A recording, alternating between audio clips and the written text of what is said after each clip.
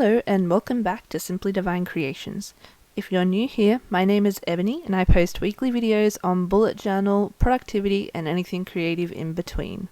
In today's video, I'm going to be going through a couple of my spring bucket list items that I've actually managed to complete. So the first item is to create a birdhouse. Now, I did kind of cheat a little bit and I bought a pre-built birdhouse that I could just decorate, but that's because I did buy some kits to build and the birdhouses in the kits were absolutely tiny.